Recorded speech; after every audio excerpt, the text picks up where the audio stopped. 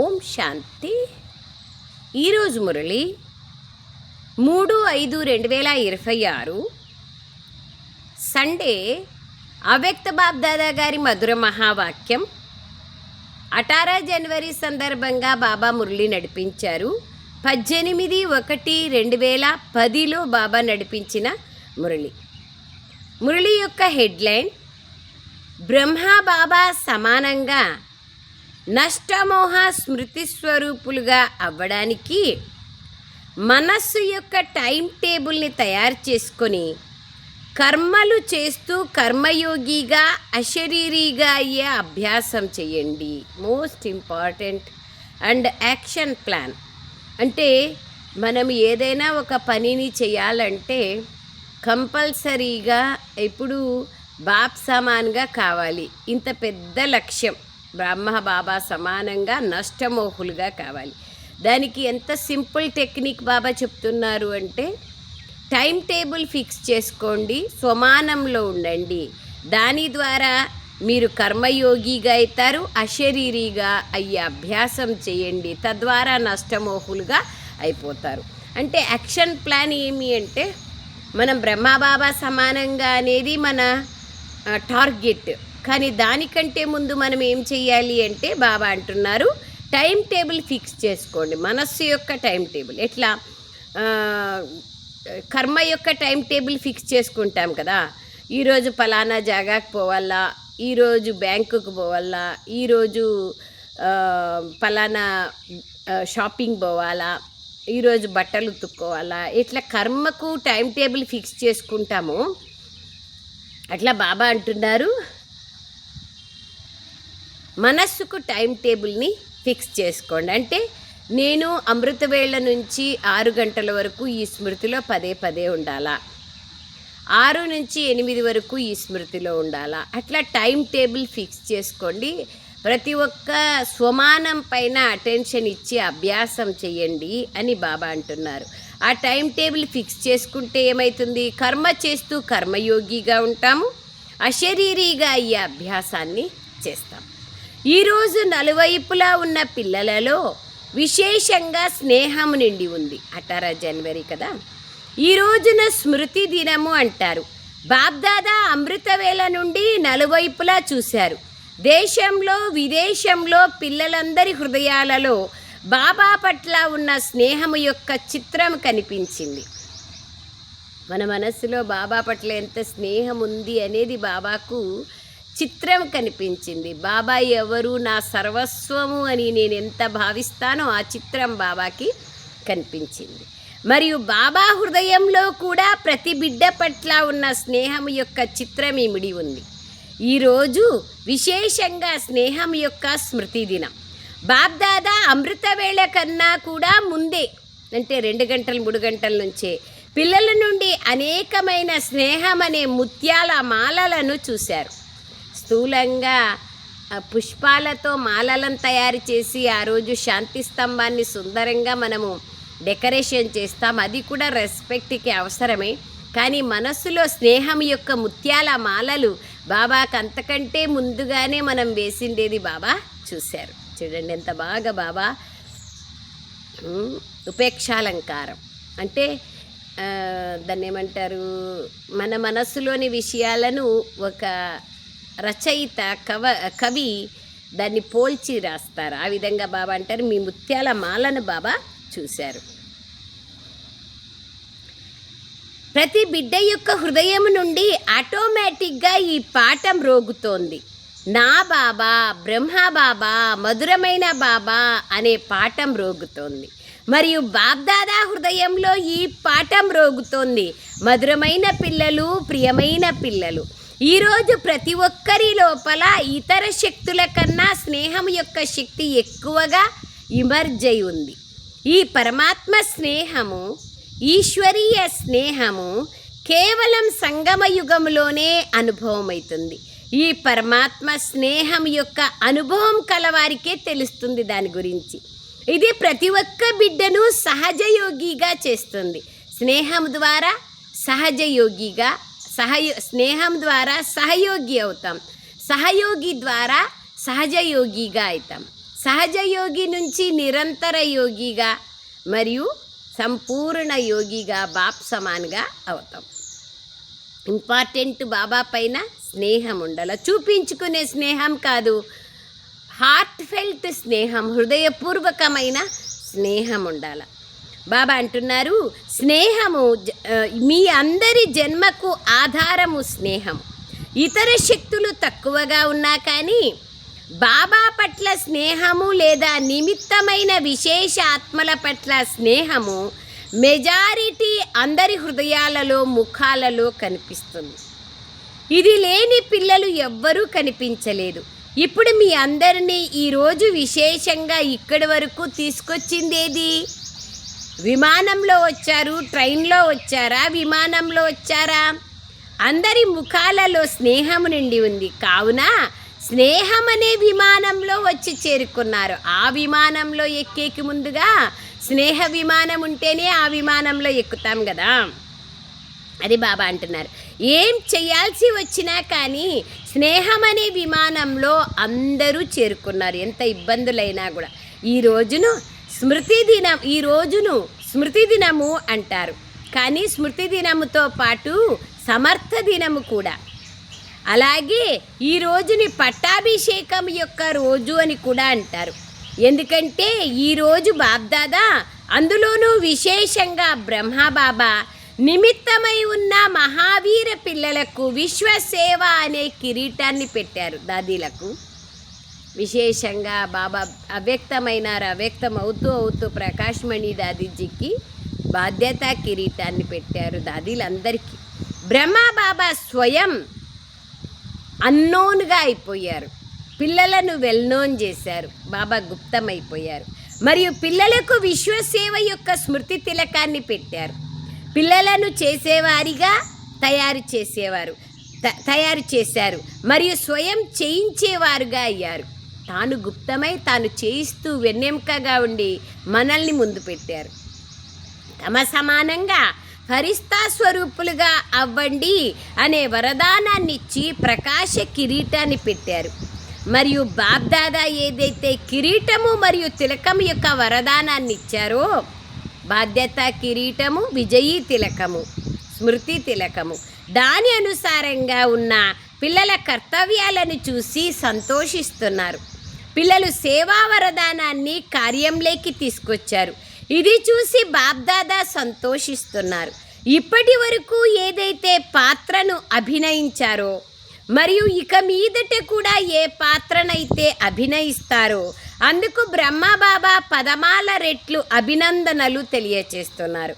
వాహ్ పిల్లలు వాహ్! విదేశాలలో కూడా తిరిగి వచ్చాము. అక్కడ ఏం చూశాను? ప్రతి బిడ్డ స్నేహంలో నిమగ్నమై ఉన్నారు.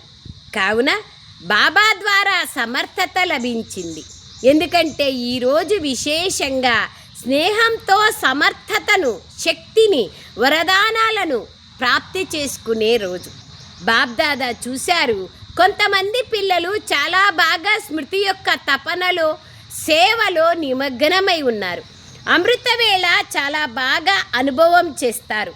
అశరీరీ స్థితిని కూడా అనుభవం చేస్తారు. కానీ ఎప్పుడైతే కర్మయోగిగా అవ్వాల్సిన సమయం వస్తుందో అప్పుడు రెండు పనులు, అంటే యోగిగా ఉండడం మరియు కర్మ చేయడం, ఈ రెండు పనులు కలిపి చేసేటప్పుడు తేడా వస్తుంది. యోగం చేస్తేను బాగా ఆ యొక్క అనుభవాన్ని చేస్తాం, కర్మ చేస్తేను కర్మలో లీనమై బాధ్యతగా కర్మ చేస్తాం. కానీ కర్మ చేస్తూ యోగం యొక్క అభ్యాసం యొక్క సమన్వయము, సమానత, బ్యాలెన్స్, దీంట్లో తేడా ఉంది. కర్మ మరియు యోగంలో బ్యాలెన్స్ ఉండాలి అని పురుషార్థం చేస్తున్నారు. కానీ ఎలాగైతే అమృతవేళ శక్తిశాలి స్థితిని అనుభవం చేస్తారో కర్మలలోకి వచ్చేసరికి తేడా వచ్చేస్తుంది. యోగం వేరు, కర్మ వేరైపోతా ఉంది. కర్మ ప్లస్ యోగము రెండు బ్యాలెన్స్గా ఉండట్లేదు. కర్మయోగి స్థితినే కావాలి కదా. కర్మయోగి స్థితి ద్వారానే కర్మాతీత స్థితిని అనుభవం చేస్తాం. కర్మాతీత స్థితి ద్వారానే నష్టమోహులుగా అవుతాం. నష్టమోహులైతేనే మనము బాబా జతలో బాబా సమానంగా అయ్యి బాబా జతలో ఇంటికి వెళ్ళగలుగుతాం. సో బాబా అంటున్నారు, కానీ ఎలాగైతే అమృతవేళ శక్తిశాలి స్థితిని అనుభవం చేస్తారో కర్మ లేకొచ్చేసరికి తేడా వచ్చేస్తుంది. కర్మ కాన్షియస్నెస్ లేకొచ్చేస్తాం కదా, అజ్జేయాల ఇజ్జేయాల ఇజ్జేయాల అజ్జేయాల అని శ్రమించాల్సి వస్తుంది. బాబ్దాదా పిల్లలందరికీ ముందే చెప్తున్నారు. ఏమని చెప్తున్నారంటే, బాబా టైం టేబుల్ ఫిక్స్ చేసుకోండి ముందు కూడా చెప్పారు బాబా. విశ్వము యొక్క వినాశము అకస్మాత్తుగా జరగాల్సి ఉంది. ఇది ఇంపార్టెంట్. ఒకవేళ రోజంతా అటెన్షన్కి బదులుగా ఏదైనా ఒక ధారణలో లోపం ఉన్నట్లయితే దాని కారణంగా కర్మయోగి స్థితిలో తేడా వస్తుంది. Attention please, most important thing ఇది. ఒకవేళ రోజంతా అటెన్షన్కి బదులుగా ఏదైనా ఒక ధారణలో లోపం ఉంటే దాని కారణంగా కర్మయోగి స్థితిలో తేడా వస్తుంది. ఎందుకు కర్మయోగిగా కాలేకపోతున్నాము అంటే ధారణలోని లోపత్వం. విశ్వం యొక్క వినాశం డేటునైతే బాబ్దాదా ప్రకటించరు. ఎందుకంటే డేటు ఇచ్చి పేపరు ఇస్తే పాస్ అయ్యేది ఏముంది, పెద్ద సంగతి కాదు కదా, ఎప్పుడైనా కావచ్చు. తర్వాత విశ్వ వినాశం డేట్ ఎక్కడన్నా పోని, నేనెప్పుడు శరీరం వదులుతానో నాకేం తెలుసు. సారీ. సో బాబా అంటారు, నేనెప్పుడు శరీరం వదులుతానో నాకేం తెలుస్తుంది కదా, దాని డేట్ ఫిక్స్ కావాలి కదా. అయితే బాబ్దాదా ప్రకటించరు, కానీ మీ జీవితకాలం ఎప్పుడు సమాప్తమవుతుందో మీకు తెలుసా? మనకేం తెలుసు? నా మృత్యు ఫలానా తారీఖున జరగనుంది అని ఎవరైనా తెలుసుకోగలరా?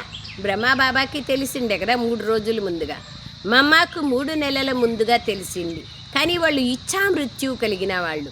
ఇచ్ఛామృత్యు అంటే ఇట్లా భీష్మ పితామహుడు మామూలుగా శాస్త్రాల్లో చెప్తారు, ఉత్తరాయణం అయిన తర్వాత అంతవరకు అంపశయ్య మీద పనుకొని ఉత్తరాయణం వచ్చినప్పుడు శరీరం వదులుతారు. దాని కారణంగా ఉత్తరాయణంలో ఎవరు శరీరం వదులుతారో వాళ్ళు స్వర్గానికి వెళ్తారు అనేటువంటి లోకోక్తి తయారైంది.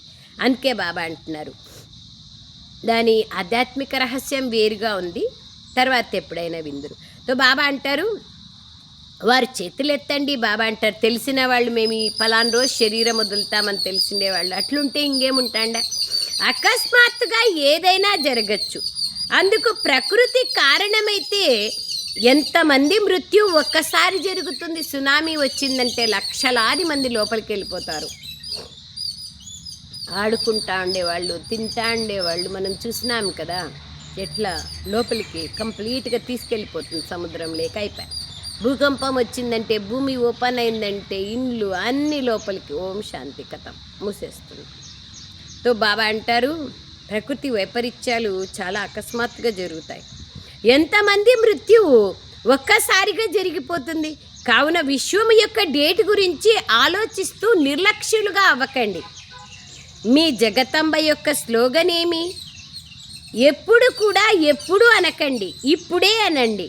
రేపేమి జరిగినా కానీ నేను ఎవరు రెడీగా ఉండాలి. మరి ఇంత తయారీ అందరి అటెన్షన్లో ఉందా? ఎక్కడుంది? ఇంకా ఈడే ఉంటామేమో, అన్నీ ఇక్కడే అన్నీ అనుభవిస్తామేమో అనేంత సీన్లో ఉన్నాము. ఇంకెక్కడ వైరాగ్యం చెప్పండి? సో బాబా అంటున్నారు, మరి ఇంత తయారీ ఉందా, ఇంత అటెన్షన్ ఉందా? నేను ఎప్పుడైనా శరీరం వదలని, కానీ అకస్మాత్తుగా శరీరం వదిలినా కర్మయోగి కర్మాతీత స్థితిని అనుభవం చేస్తున్నానా అనేంత ఎవరెడీగా ఉన్నానా అని ప్రయత్నం చేయండి అంటున్నారు బాబా వాళ్ళు. ఎవరెడీగా ఉండాల్సిందే. మరి ఇంత తయారీ అందరి అటెన్షన్లో ఉందా? ఇంత తయారు చేసుకోవాలా, మేము ఎంత పని చేయాలా అనేది మీకు అటెన్షన్లో ఉందా? మీ కర్మల లెక్కాచారాన్ని సమాప్తం చేసుకున్నారా? ఎక్కడ సమాప్తం చేసుకుంటున్నాము? పెంచుకుంటున్నామా, సమాప్తం చేసుకుంటున్నామా చూసుకోవాలా. 4 సబ్జెక్టులు: జ్ఞానము, యోగము, సేవ, ధారణ. ధారణ, సేవ. జ్ఞానం, యోగం, ధారణ, సేవ. 4 వైపులా 4ంటిలోనూ అటువంటి తయారీ ఉందా? పూర్తి బేహద్ వైరాగ్యపు అనుభవాన్ని చెక్ చేసుకున్నారా? ఈ నెలలో చార్ట్ ఏది పెట్టినారో అది ఊరికే సింపుల్గా ఉంది, కానీ ఈ యొక్క చార్ట్ ఇంపార్టెంట్. నేను జ్ఞానం, యోగం, ధారణ, సేవ ఈ 4 సబ్జెక్టులలోనూ పూర్తిగా పర్సెంటేజ్ సమానంగా ఉందా? నేను ఎంత జ్ఞానానికి విలువనిస్తానో యోగానికి అంత విలువనిస్తున్నానా? ధారణకు అంత విలువనిస్తున్నానా? సేవకు అంత విలువనిస్తున్నానా? ఇది ఇంపార్టెంట్. 4 వైపులా 4ంటిలోనూ అటువంటి తయారీ ఉందా? పూర్తి బేహద్ వైరాగ్యం అనుభవం ఉందా? చెక్ చేసుకున్నారా? బేహద్ వైరాగ్యం ఎక్కడ ఉంది? బేహద్ వైరాగ్యము ఇంకా అన్నీ కావాలి. పేరు, ప్రతిష్టలు, పదవులు అన్నీ నాది నాది నాది అనే దాంట్లో ఉన్నాం. నేను ఎవరడిగా ఉన్నానా అని మీ హృదయాన్ని చెక్ చేసుకున్నారా? నష్టమోహ స్మృతి స్వరూపులుగా ఉండాలి. బాబా ఎంత తొందరగా నష్టమోహగా అయిపోయారు. ఎందుకంటే బ్రహ్మ బాబా కూడా పురుషార్థం చేసి స్వయాన్నలా తయారు చేసుకున్నారు. ఊరికే ఏం కాలేదు, ఎంత కష్టపడ్డారు. నేను ఆత్మ, యశోద ఆత్మ, రాధిక ఆత్మ, నారాయణ ఆత్మ అని ఆత్మ ఆత్మ ఆత్మ ఆత్మ దాదీలందరూ రాత్రింబవళ్ళు ఎట్లా ఆత్మాభిమాని స్థితి కోసం ట్రై చేస్తున్నారు, ప్రయత్నం చేసి గంటలు గంటలు కూర్చునే వాళ్ళంట. మనం ఆలోచన చేస్తే 1 గంట ఆత్మ గురించి ఆలోచన చేయగలమా అని చూసుకోండి. ఆ ఆత్మాభిమాని స్థితిలో ఉండగలమా అని. అప్పుడు మనకు అర్థమవుతుంది ఎంతుంది మన పురుషార్థం అని. స్వయాన్ని అలా తయారు చేసుకున్నారు. అది అనుభవి పిల్లలు కూడా చూశారు. అసలు ఎటువైపు కూడా ఎటువంటి లెక్కాచారాల వాతావరణము లేదు. అశరీరిగా అయ్యే అభ్యాసం వారిని అకస్మాత్తుగా అశరీరిగా చేసింది. ఇక వారు ఎగిరిపోయారు, అంటే ఫరిస్తాగా అయ్యారు. కర్మ బంధనాల నుంచి దూరం అయ్యారు. కర్మ యోగంతో కర్మ బంధనాలని బాబా చుక్తూ చేసుకున్నారు. సంసారి అయినప్పటికీ అన్ని లెక్కాచారాలని చుక్తూ చేసుకున్నారు. బ్రహ్మ బాబా వెళ్ళబోతున్నారని ఎవరికైనా అర్థమైందా? కానీ వారు నష్టమోహ అయినారు. బాబా అంటున్నారు. సో బాబా అంటున్నారు, నష్టమోహగా అయ్యి పిల్లల చేతిలో చెయ్యి ఉన్నప్పటికీ ఎక్కడైనా ఆకర్షణ ఉండిందా? ప్రకాష్మణి దాది గారి చేతిలో చేయి పెట్టినారు, కానీ ఆకర్షణ ఉండిందా? ఏ ఆకర్షణ లేదు కదా. ఫరిస్తా అయిపోయారు. పిల్లలకు ఫరిస్తాలుగా అయ్యే తిలకాన్ని దిద్దారు. దీనికి కారణం బహుకాలపు అశరీరీ అభ్యాసం. అండర్లైన్. దీనికి కారణం బహుకాలపు అశరీరీ అభ్యాసం. Please underline it. మనం చేయాల్సిన పని ఏమి? అమృతవేళలో అశరీరీ అభ్యాసం కోసం విచారసాగర మంథనం చేస్తూ మొట్టమొదట అమృతవేళ మనంతకు మనమే లేసే అలవాటు కావాలి. రెండవది, లేచిన వెంటనే పవర్ఫుల్గా, శక్తిశాలిగా, యాక్టివ్గా కూర్చోవాలి. దానికి ఏమైనా చేసుకోండి. తర్వాత తూగుతా ఊగుతా అమృతవేళ చేసే టైం వెళ్ళిపోయింది. ఎప్పుడు కూర్చున్నా యోగంలో పవర్ఫుల్గా కూర్చోండి. అగైన్ తర్వాత విశేషంగా మనము అమృతవేళ అశరీరీ అభ్యాసం ఎప్పుడు శక్తిశాలిగా చేస్తామో అంటే అప్పుడు అశరీరీ అభ్యాసం చేయగలుగుతాం.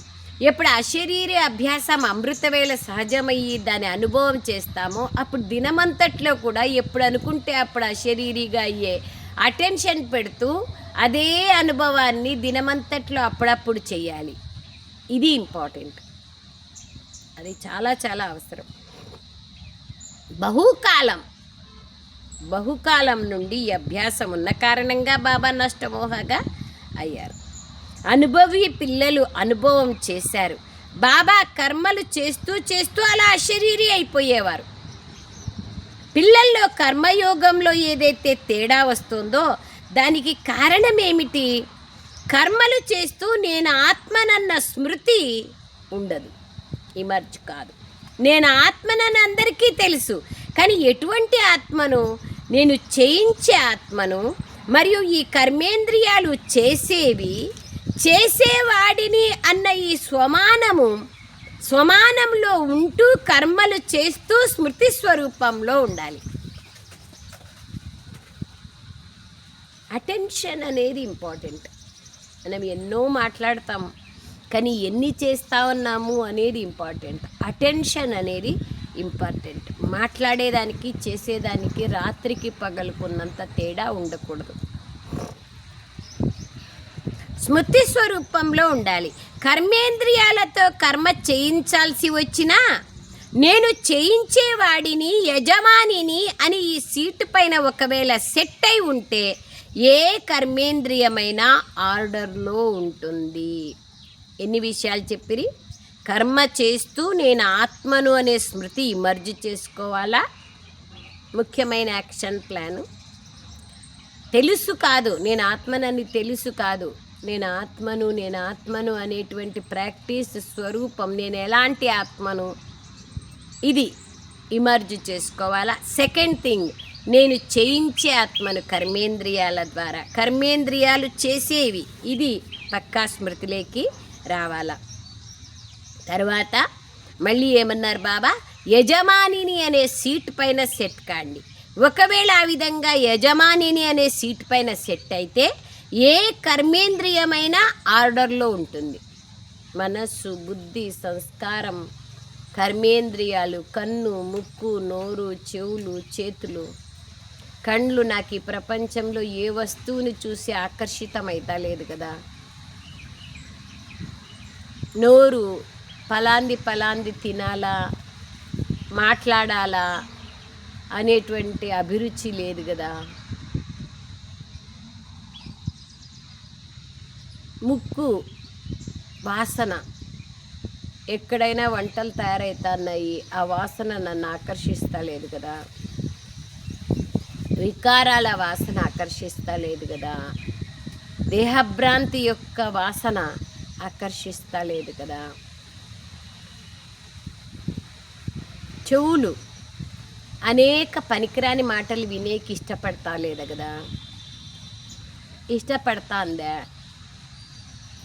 ఇంకా నేను ఎట్లా దూరం చేసుకోవాలా? ఎప్పుడు బాబా మాటలు వింటా ఉంటే అప్పుడు అవి దూరం అయిపోతాయి.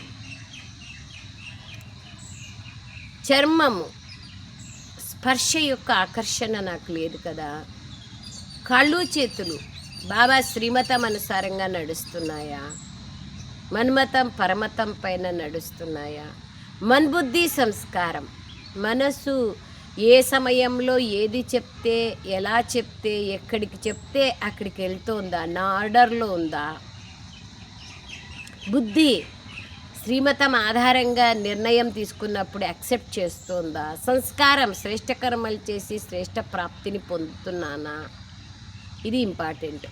బాబా ఏమంటున్నారు? నేను చేయించే ఆత్మను కర్మేంద్రియాలతో కర్మ చేయిస్తున్నాను అనేది నాకు కన్ఫర్మ్గా అనుభవం అయితే, నేను ఆత్మ, కర్మేంద్రియాలు నా యొక్క సేవకులు అనేది నాకు అనుభవం అయితే, నేను ఆ కర్మేంద్రియాల ఆకర్షణ నుండి దూరమై, వశమయ్యే స్థితి నుంచి దూరమై నా వశం చేసుకుంటాను. నేను ఎట్లా చెప్తే ఆత్మ మాస్టర్ సర్వశక్తివాన్ ఆత్మ అయినా నేను చెప్పినట్లుగా నా కర్మేంద్రియాలు వినాలి.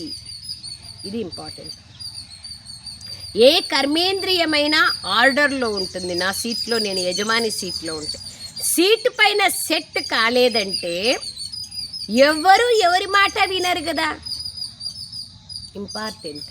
ఇప్పుడు సీఎం, పిఎం, రాష్ట్రపతి దిగిపోయినారు, సీట్లో లేరు.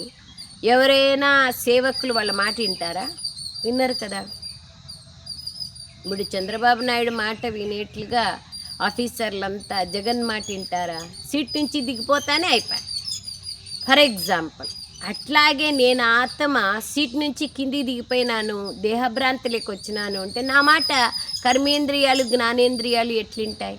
నేను ఆత్మ అనేది నా కాన్షియస్నెస్లో ఉంటేనే కదా వింటాయి. అది బాబా అంటున్నారు. కర్మేంద్రియాలు చేసేవి, ఇవి చేయించేవి కాదు అనేది స్మృతిలో ఉండాలి. బ్రహ్మబాబా అనుభవాన్ని విన్నారు కదా. బ్రహ్మబాబా ప్రారంభంలో ఒక అభ్యాసం చేశారు. రోజు సమాప్తమయ్యే సమయంలో ఈ కర్మేంద్రియాల దర్బార్ని ఏర్పాటు చేశారు.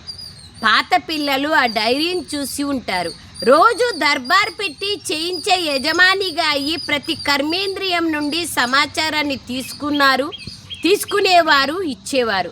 అంత అటెన్షన్ని బ్రహ్మబాబా కూడా ప్రారంభంలోనే ఉంచారు. బాబా శివబాబా ప్రవేశం కాకముందు కూడా కచేరీ చేసుకునేవాళ్ళు రాత్రిపూట దర్బార్ కర్మేంద్రియాలతో. బాబా మనస్తో మాట్లాడేవాళ్ళంట.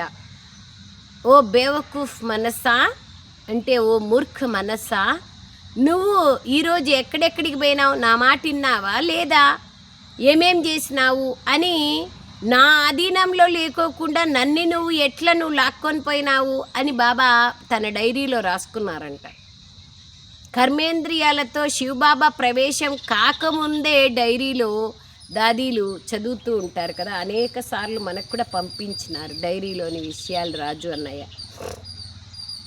అట్లాగే బాబా ఇప్పుడు అంటున్నారు, బాబా బిడ్డ అయిన తర్వాత బాబా ప్రవేశమైనాక ప్రతిరోజు బ్రహ్మబాబా నేను కృష్ణునిగా అవుతానని తెలిసి కూడా చాట్ రాస్తున్నారే, నేను కృష్ణునిగా అవుతానని తెలిసి కూడా ఆత్మ ఆత్మ ఆత్మ అనే పురుషార్థం చేసినారే, ఎంత కష్టపడ్డారు. అన్నీ తెలుసు, నేను కృష్ణునిగా అవుతానని తెలిసినప్పుడు చేయాల్సిన ఆవశ్యకత లేదు కదా. నేను కృష్ణునిగా అవుతాను అంటే నేను ఎట్లా చెయ్యాలా అనేది బాబా ఆలోచించినారు. సమాచారాన్ని తీసుకునేవారు, ఇచ్చేవారు. అంత అటెన్షన్ని బ్రహ్మబాబా కూడా ప్రారంభంలో చేశారు. మరి మీరు కూడా నేను చేయించేవాడిని, యజమానిని అని భావిస్తూ కర్మేంద్రియాల ద్వారా కర్మను చేయించాలి. ఎందుకంటే ఆత్మ రాజు, ఈ కర్మేంద్రియాలు దానికి తోడుగా ఉన్నాయి. కావున చెక్ చేసుకోవాలి. ఈరోజు విశేషంగా మనస్సు, బుద్ధి, సంస్కారం, స్వభావం అనండి లేదా సంస్కారం అనండి, వీటి పరిస్థితి ఎలా ఉంది. వెంటనే చెక్ చేసుకున్నట్లయితే కర్మేంద్రియాలకు అటెన్షన్ వస్తుంది. మా రాజు మా పరిస్థితి అడుగుతారు అని. కనుక చేయించే రాజైన ఆత్మ కర్మేంద్రియాల ద్వారా చేయించే వారిగా అయ్యి చెక్ చేసుకోండి. ఏమి గమనించడం జరిగిందంటే, కొంతమంది పిల్లలు అంటారు, మేము కర్మేంద్రియాలని ఆర్డర్ చేస్తున్నాము కానీ మళ్ళా అదే జరిగిపోతుంది, పురుషార్థం చేస్తున్నాము కానీ ఏదో ఒక సంస్కారం, స్వభావం ఆర్డర్లో ఉండడం లేదు అని. దీనికి కారణమేమి? మీ స్వమానం అనే సీట్ పైన సెట్ అయి ఉండడం లేదు. అర్థమైన పక్కాగా అంటే మనము స్వమానం అనే సీట్లో సెట్ అయి ఉంటేనే మన ఆర్డర్ వింటాయి కర్మేంద్రియాలు, జ్ఞానేంద్రియాలు. సీటు పైన కూర్చోకుండా ఎన్ని ఆర్డర్లు చేస్తే అవి ఆర్డర్లను పాటించావు కదా. కనుక కర్మలను చేస్తూ చేయించేవాడిని, నేను యజమానిని అన్న సీటు పైన సెట్ అయి ఉండండి. కొంతమంది పిల్లలు బాబ్దాదాతో ఈ విధంగా ఆత్మిక సంభాషణ చేస్తున్నారు. బాబా, మీరు మమ్మల్ని సర్వశక్తివంతులుగా తయారు చేశారు. శక్తివంతులుగా కూడా కాదు, సర్వశక్తివంతులనే వరదానాన్ని ప్రతి బిడ్డకు బ్రాహ్మణ జన్మను తీసుకోగానే ఇచ్చారు. మీ జన్మ యొక్క వరదానం గుర్తుందా? ప్రతి బిడ్డకు బాబా మాస్టర్ సర్వశక్తివాన్ భవ అనే వరదానాన్ని ఇచ్చారు. వరదానాన్ని ఎవరిచ్చారు? ఆల్మైటీ అథారిటీ, మాస్టర్ సర్వశక్తివంతుడు. కానీ ఏ సమయంలో ఏ శక్తి కావాలనో అది సమయానికి రావడం లేదు, ఆర్డర్ పాటించడం లేదు అని కంప్లైంట్ చేస్తున్నారు. ఇలా ఎందుకు? ఆ స్థితిలో లేము అని అర్థం కదా, అంతే కదా. సో ఎందుకో ఆర్డర్ వినట్లేదు అంటున్నారు బాబా. ఇది ఇంపార్టెంట్ కదా. ఆర్డర్ ఎందుకు వినదు అంటే కర్మేంద్రియాలు కానీ జ్ఞానేంద్రియాలు కానీ స్వమానంలో మనము ఉండట్లేదు. మీరు ఆర్డర్ చేస్తే శక్తులు మాట వినకపోవడం అనేది జరగదు. ఒకటేమో ఆత్మ యజమాని, రెండవదేమో సర్వశక్తివాన్ అనే వరదానం లభించి ఉంది. ఆ స్వరూపంలో స్థితి అయి యజమానిని వరదానం ఉంది, ఈ రెండు స్వరూపాల స్మృతిలో స్థితిలై ఆర్డర్ చేయండి. అప్పుడు శక్తులు మీ మాట వినకపోవడం అనేది అసంభవం. ఎందుకంటే వరదానం ఉంది మరియు తండ్రి ఆస్తి పైన అధికారం ఉంది. సంగమ యుగంలో మీ అందరికీ సర్వశక్తివంతులన్న టైటిల్ లభించింది. కేవలం ఆ స్థితిలై ఉండడం లేదు, సదా ఉండడం లేదు. ఏదో యోగంలో కూర్చున్నప్పుడు ఉంటారు, మళ్ళీ లేదు. అట్లా కాదు బాబా అంటా ఉండేది, అట్లా ఉండద్దు. అప్పుడప్పుడు అన్నది వచ్చేస్తుంది.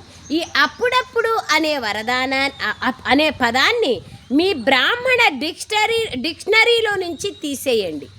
అప్పుడప్పుడు అనే పదాన్ని మీ బ్రాహ్మణ డిక్షనరీలో నుండి తీసేయండి. ఇప్పుడిప్పుడే హాజర్. మీరు అంటారు కదా, బాబా మేము మిమ్మల్ని తలుచుకున్న వెంటనే మీరు హాజరైపోతారు అని అనుభవం అవుతుంది కదా. బాబా చేతులెత్తండి, అనుభవం ఉంది కదా. బాబా ఉంది బాబా. ఇప్పుడు చూడండి, చేతులైతే ఎత్తుతున్నారు, బాబా హాజరైపోతారు. స్వామి మొత్తం 3 లోకాల అధిపతి హాజరైపోతారు. మరి ఈ శక్తి ఏమిటి బాబా ముందర? బాబా ద్వారా ప్రాప్తించిన శక్తులే కదా. ఈ శక్తులు కూడా మీకు బాబా ద్వారా ప్రాపర్టీగా లభించాయి. కావున యజమానిగా అయ్యి ఆర్డర్ చేయండి. యజమానిగా ఆర్డర్ చేయకపోతే శక్తిని కోల్పోతారు కదా. యజమానిగా లేని స్థితిలో ఉంటూ ఆర్డర్ చేస్తే యజమానిగా లేని కారణంగా ఆర్డర్ని ఎందుకు పాటిస్తాయి? బాబ్దాదా ఇప్పుడు ఏం చూస్తున్నారు, ఏం ఆశిస్తున్నారు తెలుసా? బాబా ఇప్పుడు కోరుకునేది ఏమిటంటే, నా ప్రతి బిడ్డ కర్మలు చేస్తూ కూడా రాజా పిల్లలుగా స్వరాజ్యాధికారులుగా స్వరాజ్యమైన సీటుని ఎప్పుడూ వదిలిపెట్టకూడదు. సీటుని దిగద్దండి అంటారు. ఆడేమో దించుతారు 5 ఏళ్లకు. 5 ఏళ్లకేమి 7 రోజుల ప్రైమ్ మినిస్టర్ కూడా ఉన్నారు. ఎప్పుడు కావాలంటే అప్పుడు దించేయచ్చు. కానీ బాబా ఏమంటున్నారు? దిగద్దండి, నేను ఇచ్చినాను స్వరాజ్యం అనే సీట్ అంటున్నారు. రాజు అనేవారు మొత్తం రోజంతా రాజుగానే ఉంటారు కదా. లేక ఒక్కోసారి రాజుగా ఉండడం, మరోసారి రాజుగా లేకపోవడం, ఇలా ఉంటుందా? ఉండదు కదా. సింహాసనం పైన కూర్చోవడం లేదా కూర్చోకపోవడం అనేది వేరే విషయం. కానీ ఇంట్లో ఉంటూ కూడా నేను రాజుని అన్న విషయాన్ని మర్చిపోరు కదా. ఎంత బాగా చెప్తున్నారు బాబా.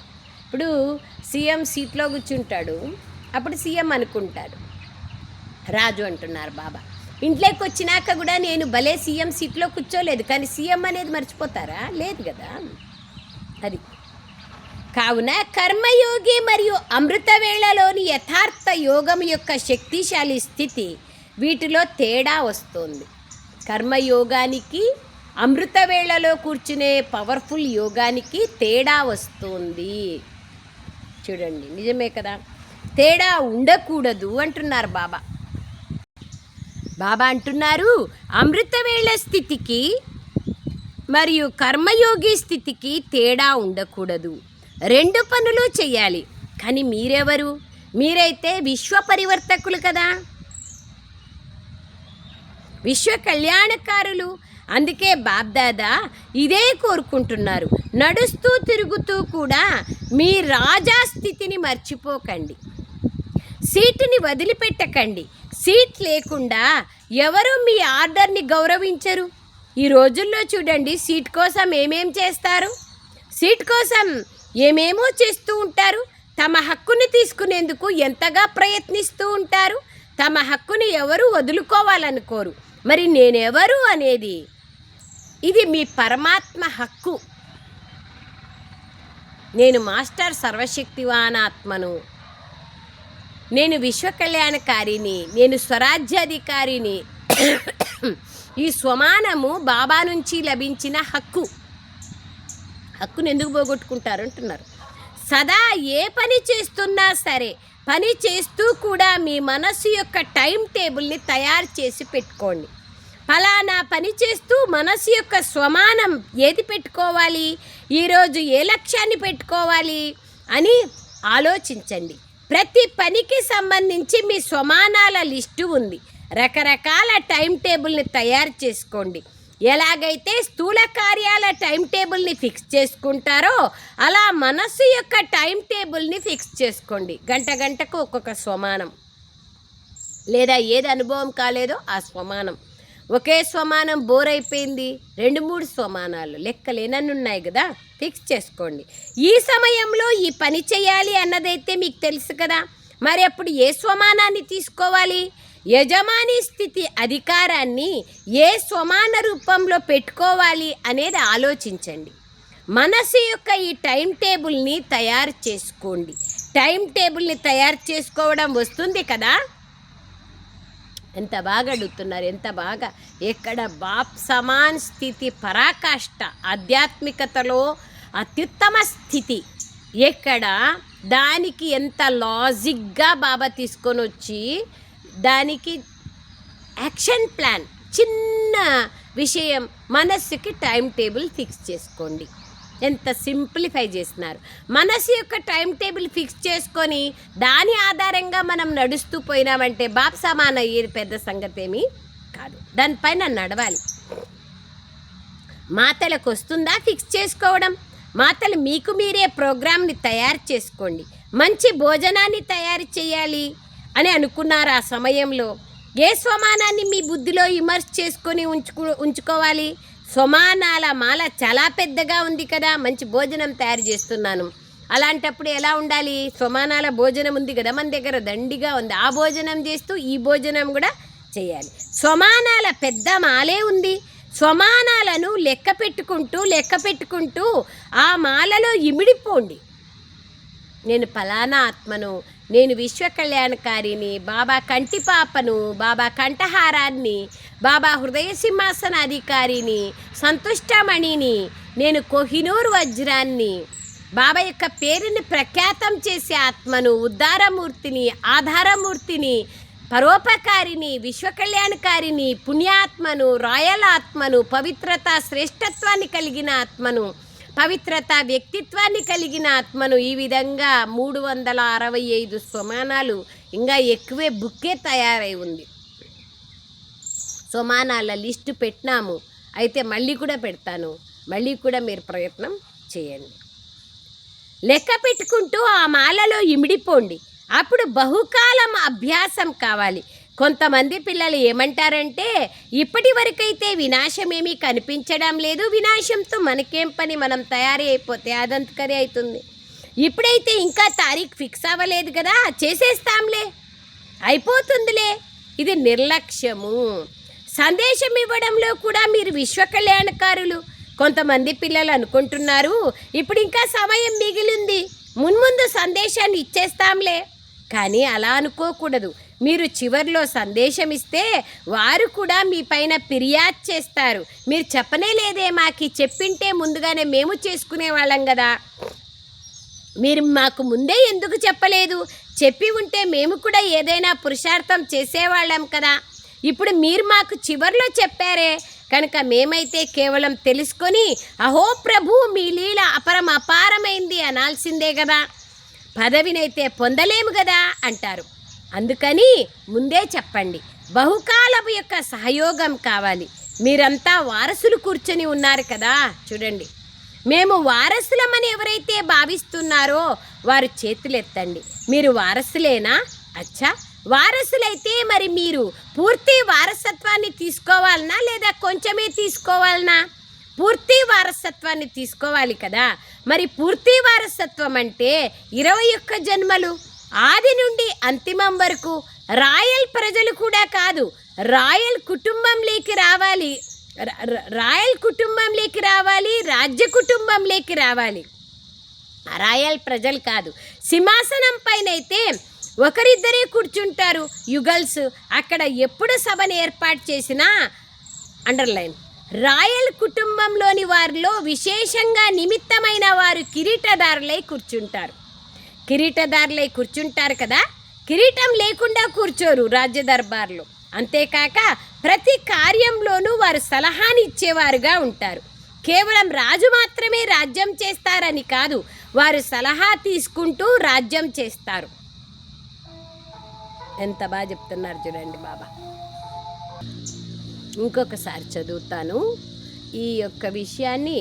చాలా చాలా చాలా రహస్యం కలిగిన విషయము, దీన్ని బాగా అర్థం చేసుకోండి. అక్కడ ఎప్పుడు సభను ఏర్పాటు చేసిన సత్యుగంలో రాయల్ కుటుంబంలోని వారిలో విశేషంగా నిమిత్తమైన వారు కిరీటదారులై కూర్చుంటారు. ఎవరు వాళ్ళు? ఇప్పుడు యజ్ఞాన్ని సర్వస్వంగా భావించిన వారసులు, తమ సర్వస్వాన్ని యజ్ఞానికి స్వాహా చేసే వారసులు, అనన్య ఆత్మలు ఎవరైతే ఉంటారో వాళ్ళు రాయల్ ఫ్యామిలీలో రాయల్ కిరీటానికి అధికారిగా అవుతారు. వాళ్ళు లక్ష్మీనారాయణులు రాజ్యంలో సీటు మీద కూర్చుంటే జతలో వాళ్ళు కూడా సీట్లో కూర్చుంటారు. వాళ్ళని కూడా ఇన్వైట్ చేస్తారు, కూర్చుంటారు. మీకు ఈజీగా అర్థం కావాలంటే ఇప్పుడు సీఎం సీట్ పైన ఉన్నారు, జతలో అనేక మంది రిచెస్ట్ వాళ్ళు ఉన్నారు కదా. ఇప్పుడు సచిన్ టెండూల్కర్ ఉన్నారు, ఇంకా ఎవరెవరో రిలయన్స్ అంబానీ ఉన్నారు. వీళ్ళందరూ వాళ్ళకి సీట్ లేదు, అయినా వాళ్ళు షావుకార్లు కాబట్టి, ధనవంతులు కాబట్టి, వాళ్ళు సహయోగం చేస్తున్నారు కాబట్టి వాళ్ళకి ఎంత వాల్యూ ఉందో వీళ్ళకి అంత వాల్యూ ఉంది. వీళ్ళు ఎవరు ఇక్కడ కాలంలో అయితే సీఎంలు కూడా వాళ్ళ సహాయం తీసుకోవాల్సి ఉంటుంది. అట్లాగే సత్యుగంలో కూడా లక్ష్మీనారాయణులు సీటు పైన కూర్చుంటే రాయల్ కుటుంబంలోని విశేషాత్మలు నిమిత్తమైన వారి సలహా కూడా తీసుకుంటారు. అండర్లైన్ చేసుకోండి. ఆ సీట్లేకి నేను రావాలి అనే పురుషార్థం చేయండి. రాయల్ కుటుంబంలోని వారిలో విశేషంగా నిమిత్తమైన వారు కిరీటదారులై కూర్చుంటారు. అక్కడ కిరీటం లేకుండా ఎవరు కూర్చోరు. అంతేకాకుండా ప్రతి కార్యంలోనూ వారు సలహా ఇచ్చేవారిగా ఉంటారు. అండర్లైన్. కేవలం రాజు మాత్రమే రాజ్యం చేస్తారని కాదు, వారు సలహా తీసుకుంటూ రాజ్యం చేస్తారు. అండర్లైన్. అందుకే ఒకవేళ సంపూర్ణ వారసత్వాన్ని తీసుకోవాలనుకుంటే మొదటి జన్మ నుండి మొదలుకొని అంతిమం వరకు 21 జన్మలు తీసుకోండి. సగం కూడా కాదు, మధ్యలోనైతే వెళ్ళకూడదు. అకాల మృత్యువులు ఉండవు సత్యుగంలో. మరి పూర్తి వారసత్వాన్ని తీసుకోవాలనా లేదా కొద్దిలోనే సంతోషపడిపోతారా? త్రేతాలో వస్తే చాలే అనుకుంటారా? మీ మాతేశ్వరి జగతంబ సదా ఈ లక్ష్యాన్ని పెట్టుకున్నారు. బాబ్దాదా ఏ శ్రీమతాన్ని అయితే ఇచ్చారో, మనసా వాచ కర్మణ ఏ శ్రీమతం అయితే ఇచ్చారో దాన్ని మనం చేయాల్సిందే. అలా పూర్తి వారసత్వాన్ని తీసుకునేవారు ఈ లక్ష్యమును బుద్ధిలో ఉంచుకోండి. అకస్మాత్తు పరిస్థితులు వచ్చేది ఉంది, ఎవరు రెడీగా కావాల్సే ఉంది. కాబట్టి బహుకాలం యొక్క అభ్యాసం అవసరము. అర్థమైందా? మనసా వాచ కర్మణ ఎవరైతే శ్రీమతానుసారంగా నడుస్తూ ఇక్కడ కూడా భలే లౌకికంలో ఉంటూ కుమారులు కావచ్చు, కుమారీలు కావచ్చు, సెంటర్లో లేకపోయినా, సమర్పణం కాకపోయినా అదర్ కుమారులు, అదర్ కుమారీలు ప్రవృత్తిలో ఉండేవాళ్ళు కావచ్చు, ఎవరైనా కావచ్చు, వాళ్ళు లక్ష్మీనారాయణులు సీట్ పైన కూర్చుంటే ఎవరైతే సరెండర్ కాకుండా ఇంట్లో ఉంటూ సమర్పిత బుద్ధిని కలిగి ఉంటారో వాళ్ళు రాయల్ కుటుంబంలోని రాజులుగా అవుతారు, విశేష ఆత్మలుగా. ఇక్కడ విశేష కార్యం చేస్తూ ఉంటారు, అక్కడ కూడా విశేష ఆత్మలుగా అవుతారు. అండర్లైన్ చేసుకోండి. కాబట్టి బాబా అంటున్నారు, గుర్తుంచుకోండి ఈ 3 పదాలు. దానికి ఆధారమేమి? మనసా వాచ కర్మణ శ్రీమతం పైన నడవాలి, మరియు చాలా కాలం యొక్క అభ్యాసం ఉండాలి. అకస్మాత్తుగా ఏమైనా కావచ్చు, ఎవరెడీగా ఉండాలి అనే లక్ష్యం పెట్టుకొని చాలా కాలం నుంచి పురుషార్థం చేస్తూ ఉంటారు. అందుకే బాబ్దాదా ఆశాదీపాలైన పిల్లలందరి పట్ల ఇదే వరదానం ఉంది. సదా 3 వరదానాల్ని గుర్తుపెట్టుకుంటూ ఆశాదీపాలుగా అయ్యే ప్రత్యక్ష ప్రమాణాన్ని చేసి చూపించండి అని బాబా చెప్తున్నారు. అచ్చా, విదేశస్తులతో బాబా కలుస్తున్నారు. తో బాబా అంటున్నారు, అప్పుడప్పుడు అనే శబ్దం లేకుండా సదా అనేటువంటి శబ్దాన్ని ప్రయోగించండి అంటున్నారు. సదాకాలానికి ఉండండి. అచ్చా, నలువైపులా ఉన్న తీవ్ర పురుషార్థులకు, సదా ఉల్లాస ఉత్సాహాలతో అడుగు ముందుకు వేసే పిల్లలకు బాబ్దాదా స్మృతి దిన సందర్భంగా ప్రియ స్మృతులు ఇస్తున్నారు. బాబ్దాదా మనసులో ప్రతి బిడ్డ ఇమిడి ఉన్నారు. ప్రతి బిడ్డ మనసులో బాబా ఇమిడి ఉన్నారు. బాబా మనసులో పిల్లలు ఇమిడి ఉన్నారు. కనుక అభినందనలు, అభినందనలు, అభినందనలతో పాటు నమస్తే. హమ్ రూహానీ బచ్చోం కి रूहानी माता पिता बाप दादा को याद प्यार गुड మార్నింగ్ और నమస్తే నమస్తే నమస్తే బాబా నమస్తే. ధన్యవాదాలు తండ్రి, ధన్యవాదాలు. వరదానం. శక్తిశాలి స్థితి ద్వారా రచన యొక్క సర్వ ఆకర్షణల నుండి దూరంగా ఉండే మాస్టర్ రచయితలుగా కండి. ఎప్పుడైతే మాస్టర్ రచయిత మాస్టర్ జ్ఞాన సంపన్న స్థితి యొక్క శక్తిశాలి స్థితిలో నశాలో స్థితులై ఉంటారో అప్పుడు రచన యొక్క సర్వ ఆకర్షణల నుండి అతీతులుగా లేదా న్యారాగా ఉండగలరు. ఎందుకంటే ఇప్పుడు రచన మరింత భిన్న భిన్నమైన రంగులను రూపాలను రచిస్తోంది. అందుకే ఇప్పుడు బాల్యపు పొరపాట్లు, నిర్లక్ష్యంతో కూడిన పొరపాట్లు, సోమరితనంతో కూడిన పొరపాట్లు, పట్టింపు లేని కారణంగా జరిగే పొరపాట్లు ఏవైతే మిగిలి ఉన్నాయో, చాలా బాగుంది వరదానం, అండర్లైన్ చేసుకోవాల్సిన విషయం. ఏమేం పొరపాట్లు చేస్తాం? కేర్లెస్నెస్, చైల్డిష్గా ఉండి బాల్యపు పొరపాట్లు. 2 నిర్లక్ష్యం యొక్క పొరపాట్లు. 3 సోమర్తనం యొక్క పొరపాట్లు. లిస్ట్ రాయండి.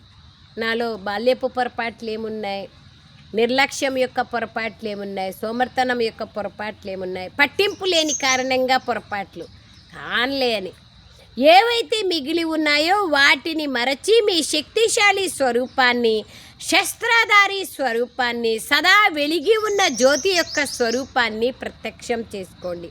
అప్పుడు మాస్టర్ రచయిత అని అంటారు. స్లోగన్. మనసు యొక్క స్థితిని ఎంత దృఢంగా చేసుకోవాలంటే ఎటువంటి పరిస్థితి దాన్ని బలహీనపరచకూడదు. మీ స్థితిని బలహీనపరిచేలాంటి విషయాలే ఉండకూడదు. అవ్యక్త ప్రేరణ. సదా అచలమైన స్థిరమైన ఏకరస స్థితిని అనుభవం చేయండి. ఎటువంటి వాతావరణం వాయుమండలంలో ఉన్నా కానీ స్థితి అయితే సదా అచలంగా, స్థిరంగా, ఏకరసంగా ఉండాలి. ఎప్పుడైనా నిమిత్తంగా ఉన్నవారు ఏదైనా సలహా ఇస్తే అందులో తికమక పడకండి. ఎందుకంటే ఎవరైతే నిమిత్తులుగా అయ్యారో వారు అనుభవీలుగా అయినవారు. ఒకవేళ వారి డైరెక్షన్ ఏదైనా స్పష్టంగా లేకపోయినా కూడా అలజడిలేకి రాకండి. దీనిని అర్థం చేసుకునేందుకు ప్రయత్నిస్తాను అని ఓపికతో చెప్పండి. అప్పుడు స్థితి ఏకరసంగా, చలించకుండా స్థిరంగా ఉంటుంది. ఎన్ని ఉపాయాలు చెప్తారు, ఒక్కటి చేసినా కూడా మనం బాప్ సమాన్ అయ్యేది సహజం. అచ్చా. ఓం శాంతి Baba. Thank you Baba, thank you very much తండ్రి.